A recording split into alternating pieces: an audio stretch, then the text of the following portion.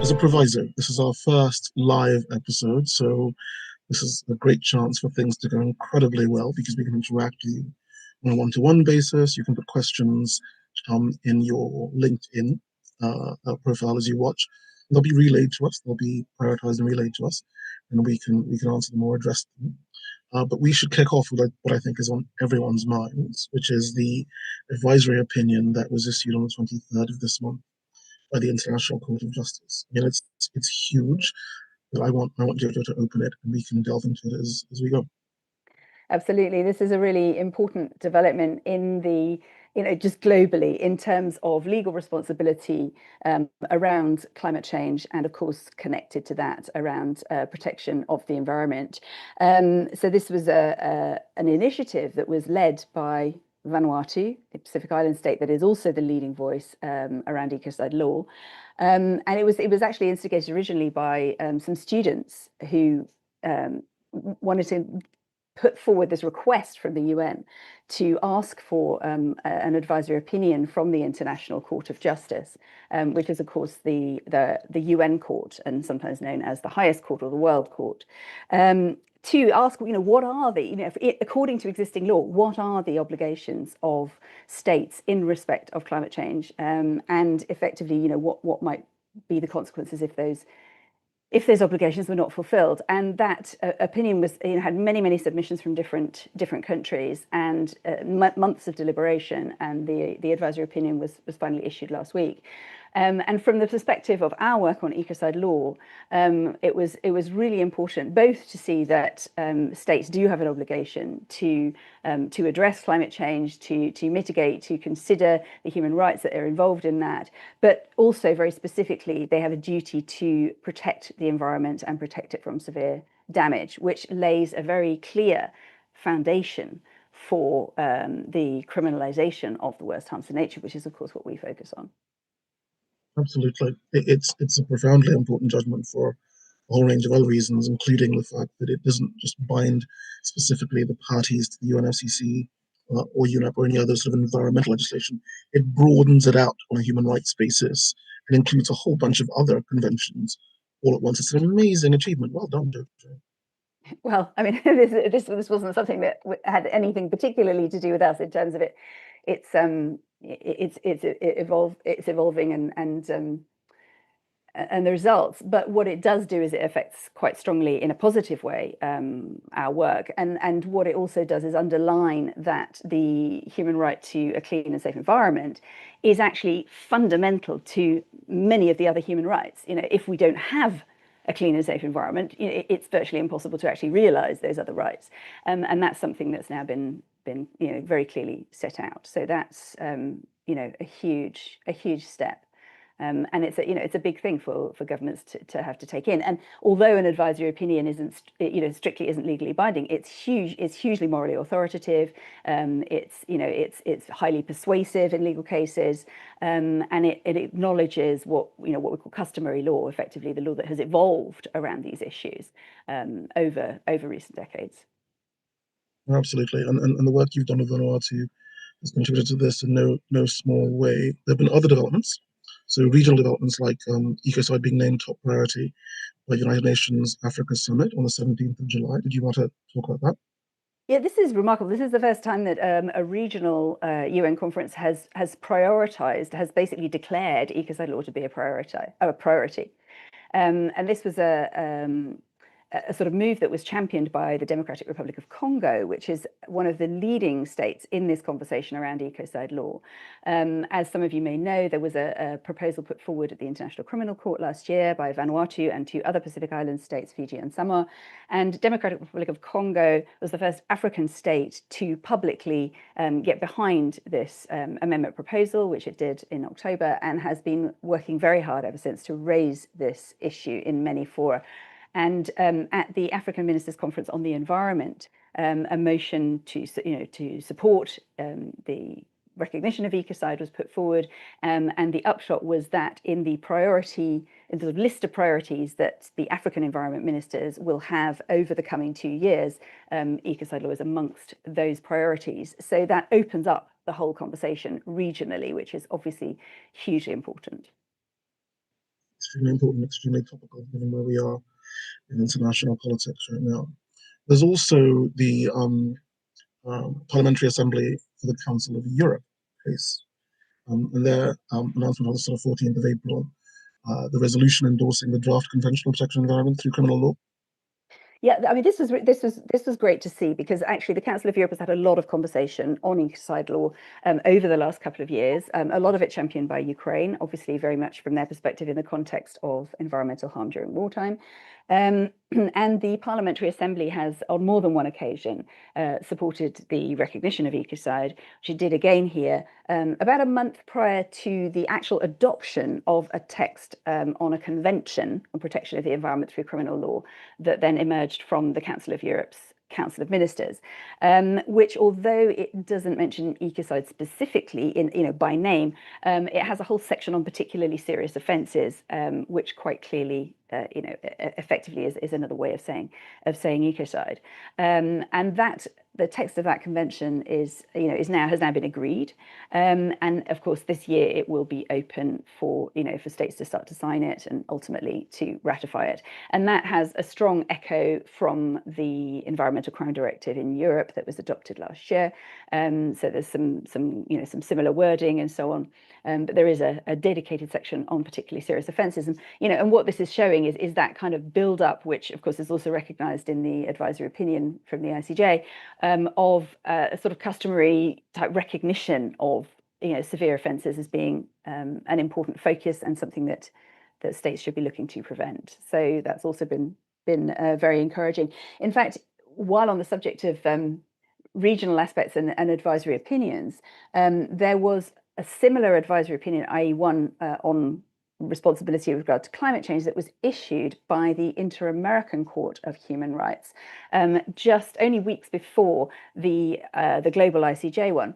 And what was very interesting about that one, I mean, it said many similar things, but one of the key things in respect of what we do was actually stating that prevention of mass destruction of the environment is not only is a sort of an obligation, should be considered an obligation by states, but they actually described it as use cogens, which is in English is a peremptory norm. In other words, it's a kind of sort of mandatory aspect from which states should not derogate. So again, very strongly echoing what we're seeing around the world, which is this growing recognition that there needs to be actual legal provision for dealing with the worst cases of harm against nature.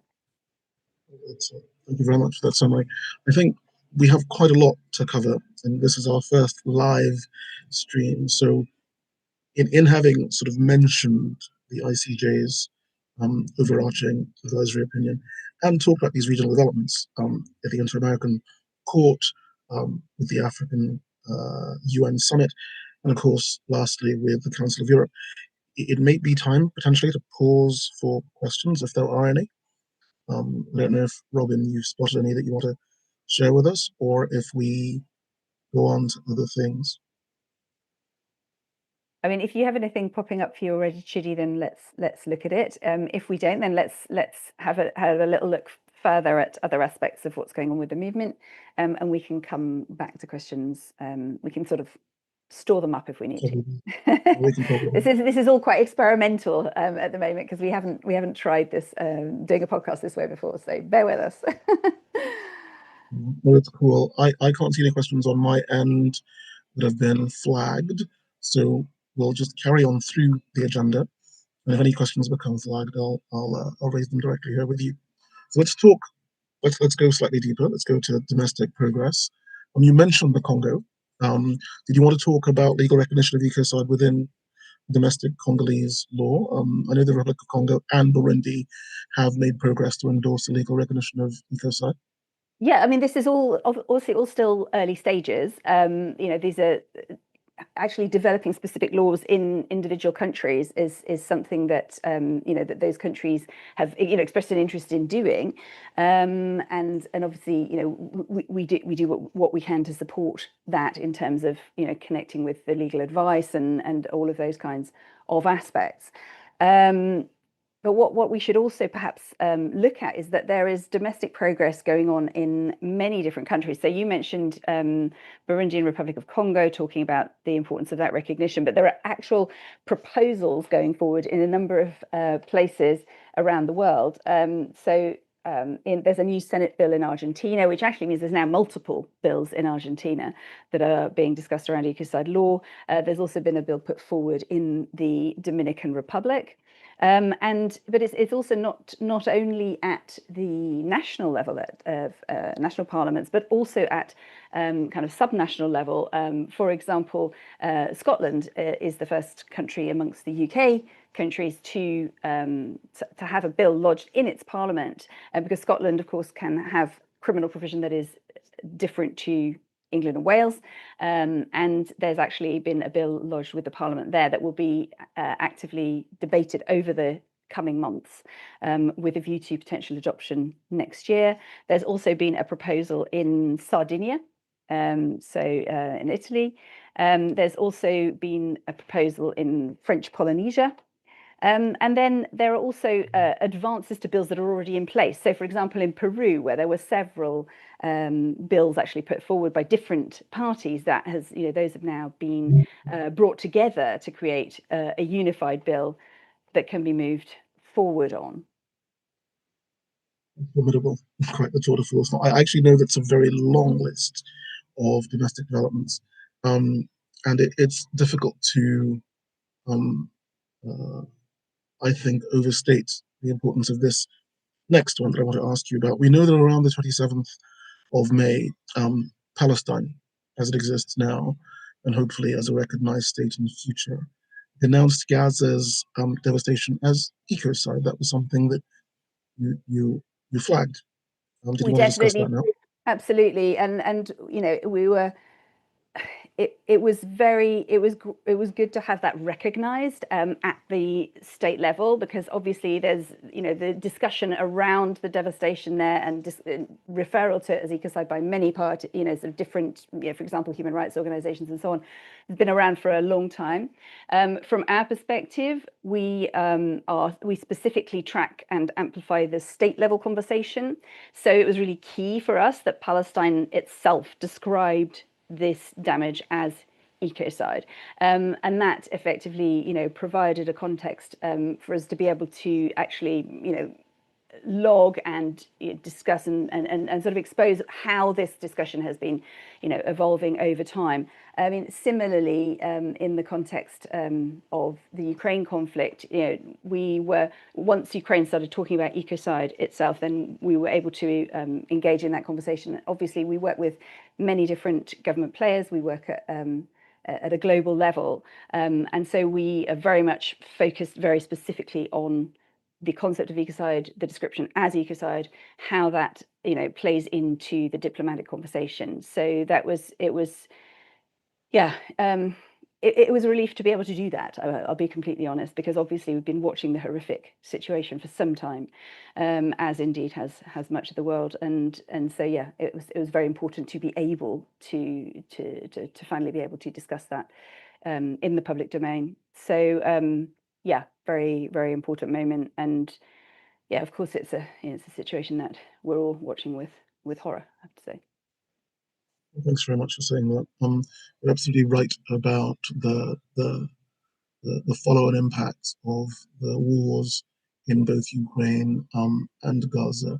One of the really interesting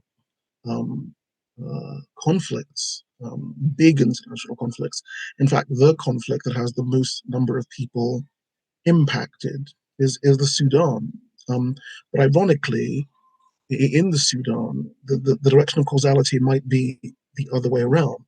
It may be that the increasing size of the Sahel, the increasing pace of desertification, the impact on animal husbandry and subsistence farming of runaway climate change is the driver for acts of genocide, crimes of ethnic cleansing, rape as a weapon in war, and the migration of up to 5 million people out of southern Sudan into Chad.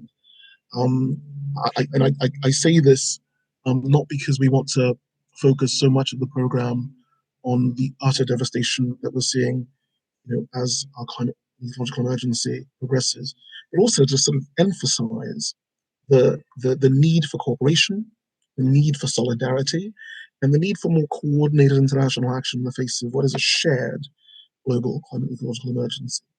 I think Thank this you is. very much. I think this is really important because what we can observe in what you've just highlighted is that in the context of conflict, that ecocide can be a key aspect, either as a cause, as a part of what happens in a conflict, but also as a result of a conflict. So it's relevant at all stages.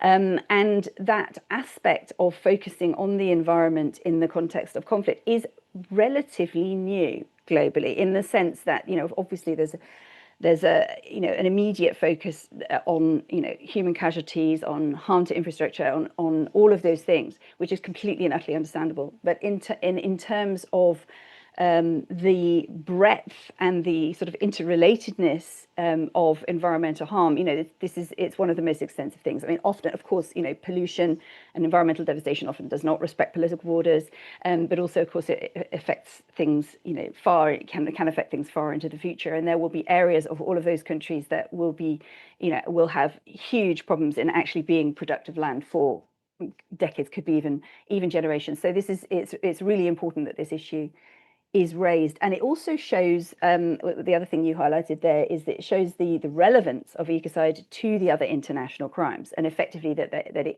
this serious environmental harm can form part of, it can be a means, or it can form a part of other crimes as well. So the relevance at the international criminal level is very clearly shown in that context. Thank you for saying that. I mean, there's a lot we can delve into if we just go into this in more detail, certainly about where the movement is. We have a question from Alan Maidman Tanner, which I think goes back into some of the excellent achievements that you mentioned earlier on in terms of international law, both globally and regionally. And she wants to know, what are your senses of methods for enforcement and the potential consequences or impact that these rulings, agreements, advisories might have? So, my first thought on that is one of the first things it does, which is something that our whole discourse around ecocide law is also always aiming to do, is have governments take this seriously. And we've had decades now of COPs, of climate COPs, and COP means Conference of the Parties. So obviously all treaties have COPs, but the climate one has been the one that's been prominent. And there's of course been great frustration at the sort of slow movement within that. So to have an opinion that shows that it goes beyond just the UNFCCC considerations, and that there are actually existing legal duties, I think is going to be quite a sort of salutary reminder to states to really start to focus more than they have been. I mean, one of the characteristics of this whole conversation globally is how grindingly, frustratingly slow it has been, and it's one of the reasons, of course, that the ecocide law conversation is also is important, because even if, I mean, one of the other things that happens, of course, in the climate space is there's it can often be a very narrow siloed focus on carbon emissions. That is not to say that that is not important. Of course, it's important.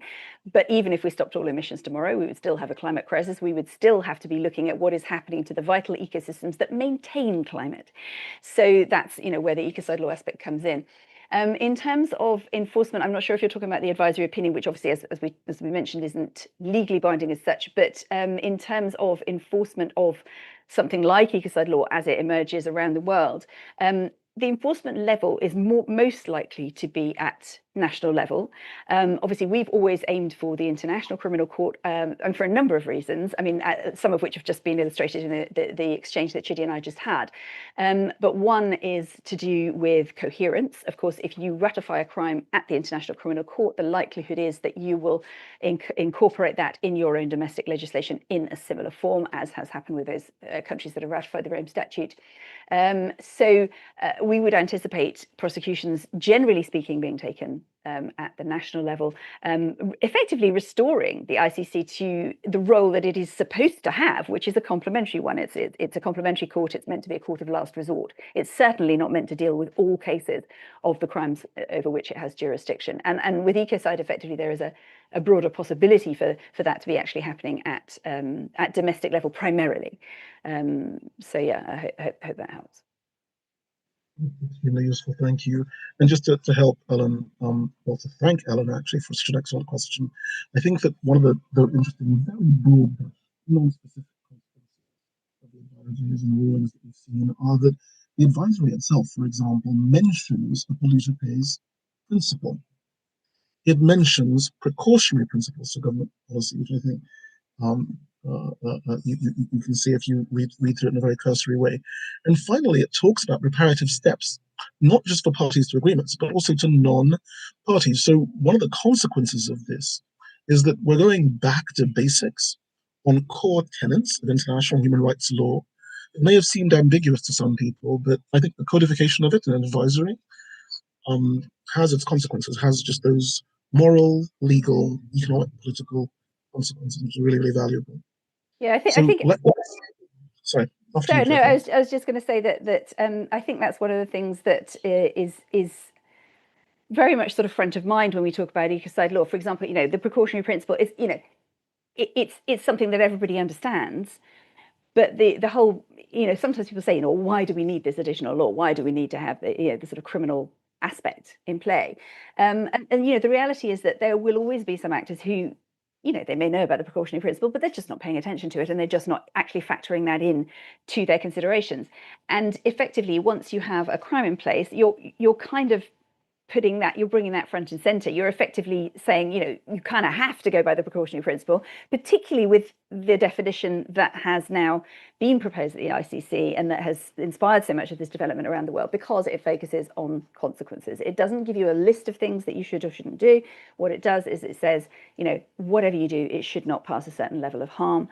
And that actually sort of forces a way of thinking about decision making, which is different. It actually has people do some kind of reality check to say, what is what we're doing going to create this level of harm, and therefore effectively, what precautions should we be taking? So it is definitely, and I think we can see it shifting the mindset, as part of this, growing sort of bank in a way of legal resources that is emerging, like the ICJ Advisory Opinion and other advisory opinions, but also like particular litigation cases around climate.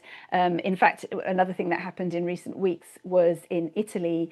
For the first time, there were top C-suite executives were basically sentenced to jail for polluting activity in terms of chemical pollution in a particular region of Italy.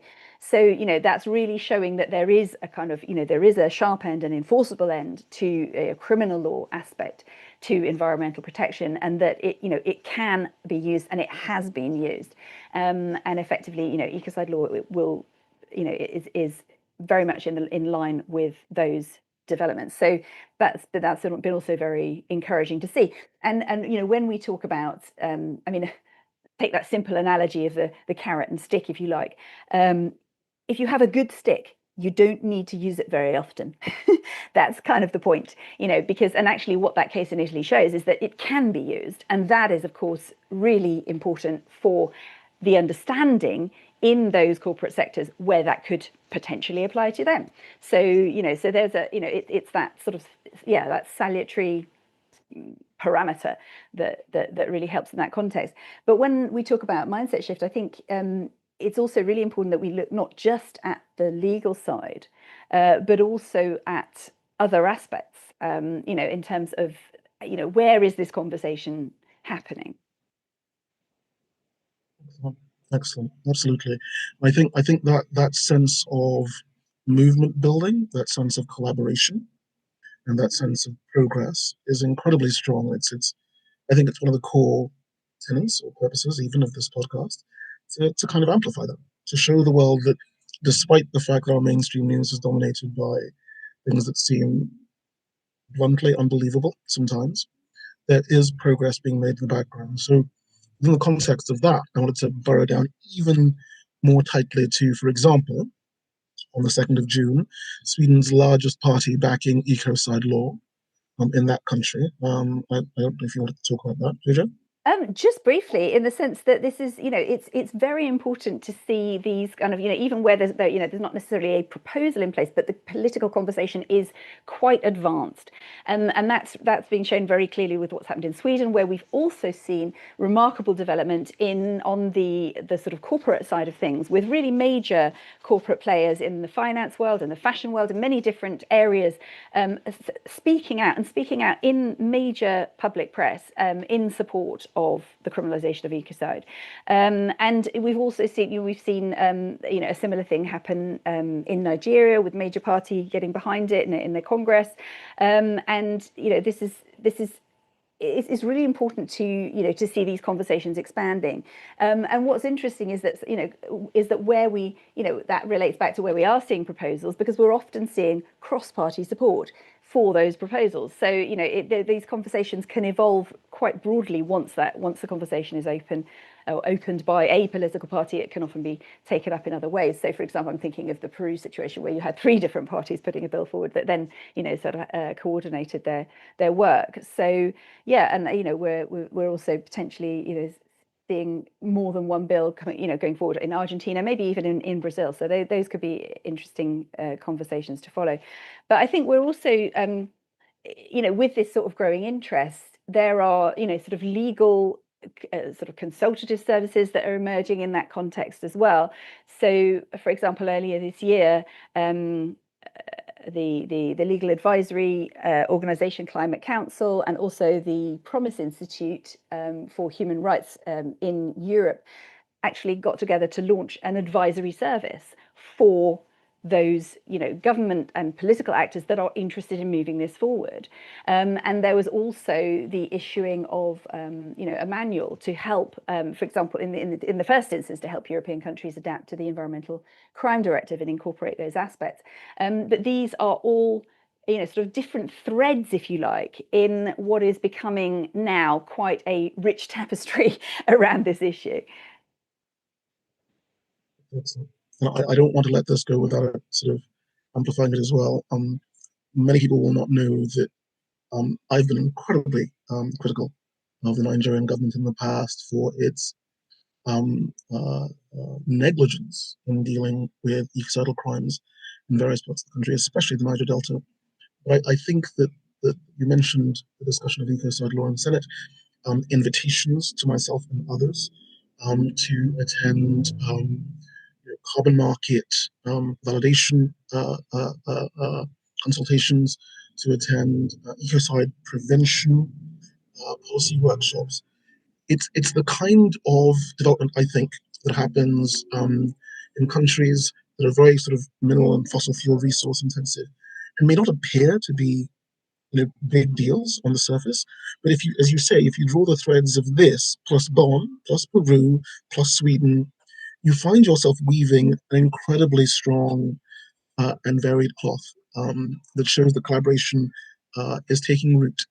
Um, and just to explore that, because you mentioned this, the new Global Ecocide Law Advisory Service, to explore that, you mentioned that was available in Europe, but it's also potentially available in North America. Yes, it's actually. I mean, I believe that this collaboration is actually potentially operating globally. I mean, I think perhaps in the first instance there have been specific engagements in Europe, but actually there's that's certainly available as a service to governments from around the world and various political actors. So looking at how in a given jurisdiction what is the most logical, integrative way to move forward with adding this to local domestic law. That's huge, huge. Well, I think that contextualizes your new business network membership scheme as well. I think that businesses who are interested in being involved in defining, understanding, and progressive ecocide law delivery will want to have that kind of clarity. They will want to be involved in consultative processes. They'll want to work with Ecocide International. Yeah, we definitely have a growing network in that area. So our colleagues in Sweden have been moving forward with it. We have as well. And just to mention some big names recently, Patagonia, Oatly, Tony's Chocolonely. There are many, I mean, our website obviously has more details, but there are many businesses who are now sort of effectively, signing to say this is a law that we need, this is a parameter that needs to be in place. And particularly, I mean, obviously those who are moving forward in the sustainable in a sustainable way have everything to gain by this law, because it will help to level the playing field. I mean, at the moment, those who are trying to do the right thing, as this has been the case for decades, it's an uphill struggle. It's an uphill struggle against business as usual, against financial flows that go the usual direction, and of course, when an activity is criminal or maybe criminal, then financing that, ensuring that, become a completely different ball game. And it's actually really important that is the case. And it's not like those in, say, the insurance industry, they're not in a position to pronounce on something like this, but we certainly anticipate that that with Ecocide law in place, that will, we imagine, be a very welcome exclusion to various sort of underwriting projects. So yeah, interesting. Excellent.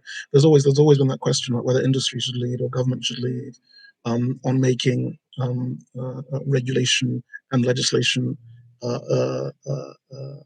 enshrined in national and international jurisdictions. I think this is one of those great examples of where government appears to be leading, but industry wants to do so hand in hand. And if you start off with those large scale technical issues, you then burrow it down to the smaller, well, allegedly smaller, in my opinion, just as important cultural artifacts. The things that we do, the presentations that we make, the songs we sing, the stories we tell about our shared global climate ecological emergency, and the ways we want to rescue ourselves from it. And I can't get away from the thought, because you mentioned this at the last show, of the dress that had been. Oh yeah, yes. We have a number of cultural collaborations, and one of these is with a fashion house in London, tantamount, where there's been the creation of a beautiful art statement piece of couture, basically a one dress, which is, it sort of has references to threatened biodiversity, in the sense that it's embroidered with these flowers from endangered biomes that can actually be sponsored by individuals. So actually the entire dress is collaboratively owned. So it's really quite a radical idea in terms of fashion, and it's worth mentioning again because it's been on display in the Chelsea Flower Show in London, for example, various events during Climate Week in London, but excitingly is actually going to be in Africa in September, where it's going to be on show in a Pan-African festival. So bringing that and the references to Ecocide law that are in the pages of the skirt, I mean, you can look this up and see how this is done, but are actually done with a special kind of ink that is made from particulate pollution. So it has this extraordinary kind of artistic inclusion of key concepts, if you like, around the climate crisis, and so yeah, it's been coming with us to UN conferences and events like this one coming up in Africa. Just really helps to bring attention, but also to link the legal side to the cultural side as well. And I think we may have spoken in a previous episode about the choir project that has really taken off in various parts of the world. I mean, it's a wonderful program of songs that anyone can download from our website, a whole program, rehearsal program, and created by half a dozen different composers that can create a concert focused around the concept of Ecocide law. And this is absolutely beautiful. And it's now been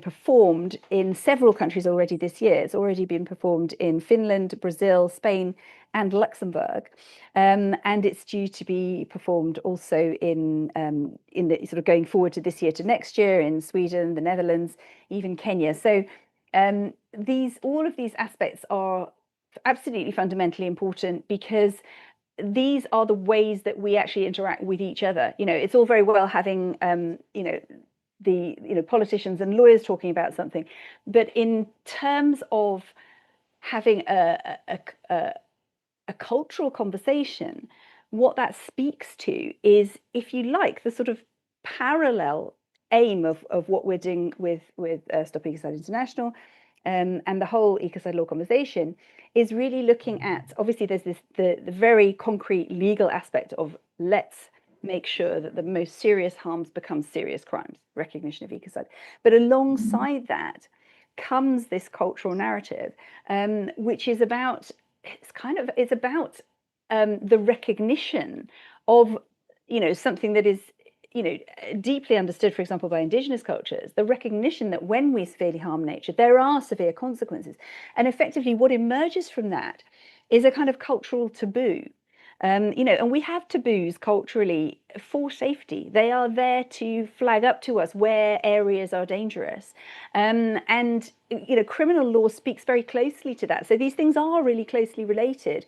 And that conversation in the cultural space, in the conversational space, in terms of films, music, fashion, all of these areas, this is where those conversations come to life. And it's also very important because, as anyone who regularly deals with politicians knows, no politician wants to be the first person at a party. There's a need to encourage the conversation in as many spaces as possible, because it needs to be a safe conversation to have, because when it comes down to it, it's also an obvious conversation to have. I mean, the context that we're in at the moment, geopolitically, is incredibly tense. It's very polarized in many different ways. It's very difficult. We don't know. I mean, I think about my children, and and any of you watching this, who have kids. I have no doubt that we are all thinking, what is the world going to look like in 15 years, in 20 years, maybe even in 10 years, and it may be, things are changing very, very fast. But what we do know is that whatever emerges from this, ecocide law is going to be one of those foundational pieces. Because ultimately, as the ICJ Advisory Opinion underlines, if we don't have clean and healthy environment, we don't have the ability to function as a thriving society on this planet. And so that kind of that underlines that sort of interweaving of the sort of the cultural, the legal, the legislative, and so on.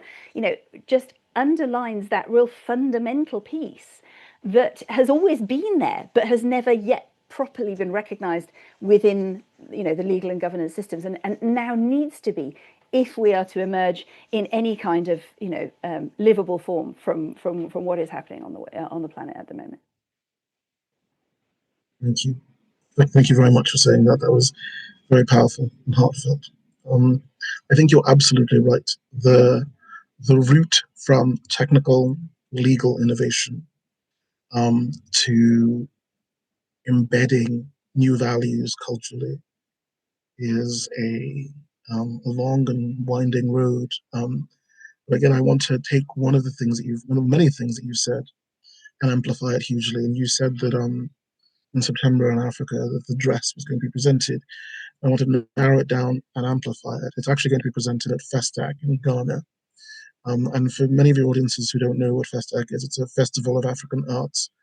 It is a huge event. It's very difficult to overstate how important Festac is. It's one of those few rare Pan-African cultural events where you have teams, groups, dancers, artists, designers from so many of the 52 states of Africa come together in a place, a city, for a month or so, and they display things of cultural import from a very varied continent. And to be able to have that dress, a symbol of global fauna diversity, displayed as a key piece on that, is a huge win. So well done. I mean, without going into it in too much detail, the one of the big Festacs in the 1970s was held in Lagos, and it was at that Festac that the world was introduced to the Benin bronzes and the Benin ivory masks. And we know what's happened, half a century later with those iconic pieces. I think we can only hope that in an even shorter period of time, that dress will become another iconic piece that the world pays attention to. Are there any other questions we might want to focus on? Forgive me, I felt like I cut you off. Did you want to say something, Jojo? No, it's fine. I mean, let's see if we've got anything coming in from the audience, and if so, brilliant, and if not, we will continue to explore anything. Well, Anything. while we wait for the audience to come back to us, there are some forward-looking cultural pieces as well. Aside from Festac in Ghana in September, there's choirs for Ecocide Law. Do you want to mention a couple of those upcoming? Yeah, we've got, so it looks like Sweden will be the next date for the choirs, which should be on the 26th of October. Then there are also some dates for next year already coming forward. So Netherlands in February, and it looks like Kenya in May, and potentially Finland again in June. So yeah, so that we'll obviously be advertising those things also more nearer the time. In terms of the sort of conferences, diplomatic engagements and so on, we're looking at probably the next major one for us is also in Africa, which is the Africa Climate Summit in Addis Ababa in Ethiopia in early September. So that we will have a team there. And look, that promises to be an interesting one for forwarding the conversation in Africa. Then obviously we already mentioned Festac, that's later in September. There's also a really important development this year is around the IUCN, which is the International Union for the Conservation of Nature. It's a huge sort of network of networks, if you like, and it's been around since the 50s, and it's unusual in that its membership is a combination of NGOs and state departments. So it's one of the few places where a vote taken in the assembly there actually includes potentially the votes of up to around 80 different states. Focusing specifically on conservation of nature, biodiversity, species, and so forth. And we are a member of IUCN, and as are many ally organisations, and we have proposed a motion on recognition of ecocide to the Assembly, which will take place in Abu Dhabi in October. We've been informed that motion will be voted on in that assembly. So anybody that's watching that is part of an organisation that's an IUCN member, please get in touch. We'll be very interested to update you and have you as an ally on that motion. It's also sponsored by Vanuatu. It's supported by Democratic Republic of Congo as well, and already many, probably dozens of NGOs have already agreed to support it. So that will be something that we'll be focusing on very strongly in the lead up between now and October, because that's the resolutions that emerge from that Congress, and even the discussions that are had in that Congress can be very influential. And of course, the fact that there is a motion in that agenda means that all of those states will need to be considering that motion, which of course, apart from anything else, brings into their awareness developments around ecocide law. So that is obviously very useful as well. So we hope to see many of you there.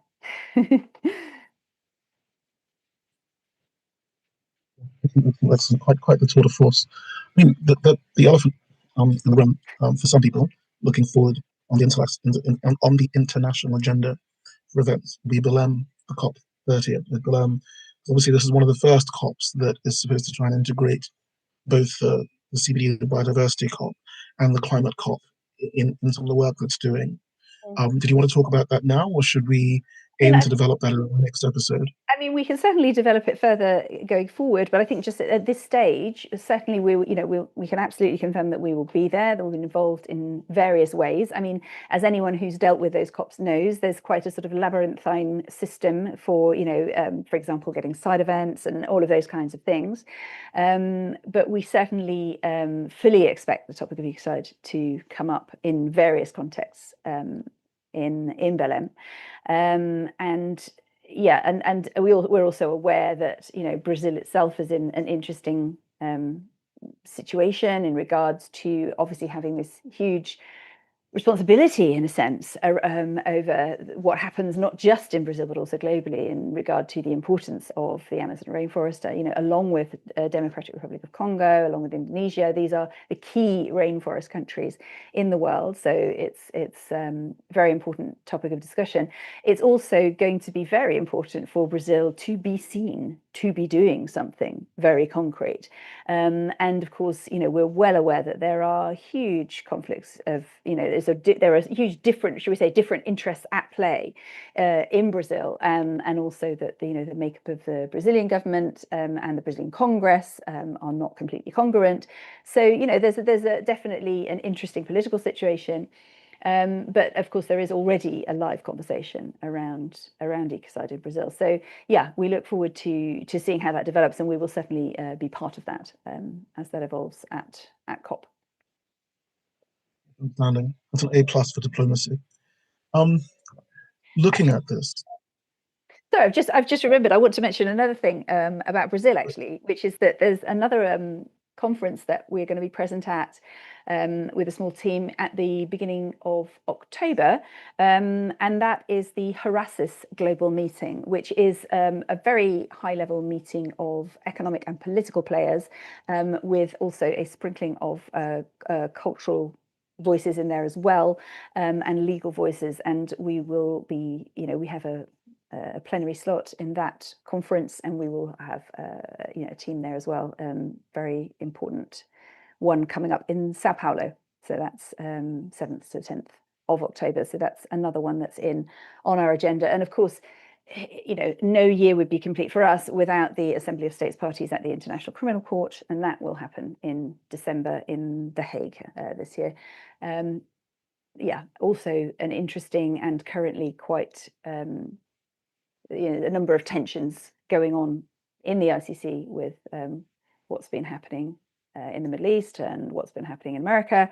So yeah, and it's definitely going to be an interesting mix. But it's nevertheless one in which the conversation around ecocide goes from strength to strength. So that's yeah, and it's interesting that we talked earlier about the relevance of ecocide to the other international crimes. So yeah, there's definitely the potential for some serious conversation and digging into those aspects this year at the Assembly.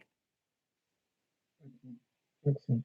We're coming close to the end of this particular episode, the next 5 minutes or so, because we've gone through a very wide a set of international issues. We've burrowed down from those, especially, of course, the ICJ's advisory opinion, to regional developments. We've talked about Latin American, African, and European developments. We've then got into detail on country developments, and we've outlined some of the cultural developments that Ecocide, Stop Ecocide International itself is directly involved in. We've talked about future upcoming meetings. We've addressed a couple of questions, and there are one or two that I could revisit. But I think what's more important is to invite the audience, such as they may, both live and those who will watch the recording of this, to write in with questions they may have to help us develop the agenda for episode 13 as it emerges. We know that people are very curious about how to get the momentum for the Rome Statute Amendment to increase in pace. And we're happy to hear suggestions as well as talk to you about what we're doing. We know that there are issues around the crime of aggression and what its implications might be for ecocide law. Again, we're happy to talk about that, but at the same time, we're very keen to hear back from folk. And seeing the current geopolitical context and the harm that ecological or climate damage might do to Pacific Island states, to rainforest states, so the global south in general, we're really keen to find out if people have ideas about the advisory opinion that lay within international law, the broader palette of international law that advisory opinion has allowed us to look at. if they have ideas that they think we should push, that we should develop more, that might help us get more momentum. But also, and perhaps lastly, the concept of ecocide law itself and the movement itself, and what kind of support in general we'd like to have. I know that Jojo is rarely keen on asking directly, but we know that there are many members of the audience who want to donate to Stop Ecocide International. There are many members of the audience who have contacts, people, businesses that want to be involved, and we'd like to keep that invitation wide open. Is that something you want to talk about in a bit more detail, Jojo? Post there, but I think that's great. Yeah, absolutely. I mean, obviously, on the website you can find, where you can donate if you want to support us financially, which is always welcome, of course. As we always underline, this is a conversation, and one of the things that's been flagged up to us recently is that perhaps we don't make enough of one of the aspects of what we engage in that is going to be relevant to everybody watching this and listening to this, which is that a lot of this is about the sort of almost the mycelial kind of nature of the networks that that we communicate with, and that where we sort of help to build and also to connect people in terms of creating a global sort of ecosystem of its own, really, but one that ties into so many other areas that that brings the relevance of ecocide law into so many different spheres, and that's something that we're looking to perhaps be a bit more public about going forward. That actually part of our work, we work, obviously part of it is in the diplomatic sphere. It's in terms of supporting and providing advice and all of those kinds of things, but also, as you all know, I mean, the kind of tracking, the amplification of the developments that are happening around the world with regard to ecocide law in many spheres, not just in the legal arena, it is really important. And so many people watching this, and people that as well, will potentially have the ability to take this forward, to create more of those connections.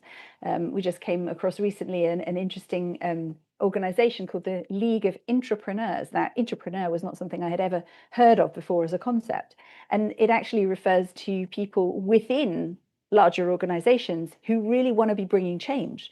And for example, sustainability and climate is one of those topics that those people might be wanting to bring into their workplace and actually make an awareness within the, for example, the corporation within which they work. And I just found this an incredibly inspiring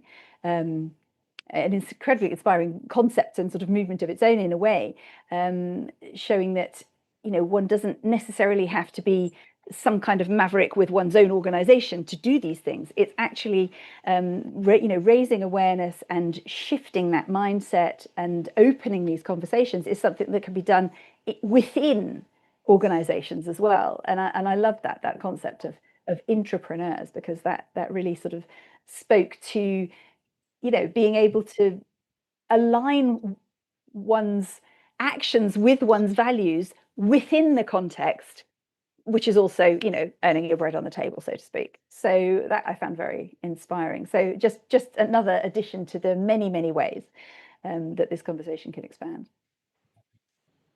So I think in lots of ways, what that speaks to is the very organic nature of the work that Stop Ecocide International is doing. Because there was always the risk that it would be very top down. There's always the risk that it would be this, esoteric, complex, legalistic, document intensive movement that was focused really on helping lawyers be lawyers. But we're finding that it isn't that at all. It's a movement that has a groundswell of support from ordinary people, ordinary businesses, very ordinary countries, ordinary places, all of whom can see the, if you like, the natural law consequences of not being good caretakers of our environment, and being able to do that, match top down from bottom up, is a core task of the movement. And I think that's an excellent place to end the program. I don't know if you want to add anything else, Jojo. I think that's great. I mean, rocketed through an extraordinary range of developments. But what's been really good is to have felt that there have been particular aspects of the conversation we've been able to also dig into a bit. So I'm hoping that, you know, this can become, you know, a regular way of doing the podcast, because it also does give people the opportunity to, you know, to bring in topics and questions as well. The way that this is sort of set up at the back end means that we're not necessarily totally conscious immediately as the chat emerges. So if you have put something in there and we haven't managed to get to you, please follow Chidi's advice in terms of, you know, throwing in those questions so that we can address them next time. Obviously, we've done our best to focus on what's come up today. So yeah, thank you to everybody, and yeah, please continue to watch this space. It feels like, you know, this conversation is in snowball stage globally. So, you know, let's keep that ball rolling and gathering. Thank you very much. That's the end of episode 12 of the Ecocide Report, and we look forward to catching you on episode 13. Have a wonderful day, week, month ahead.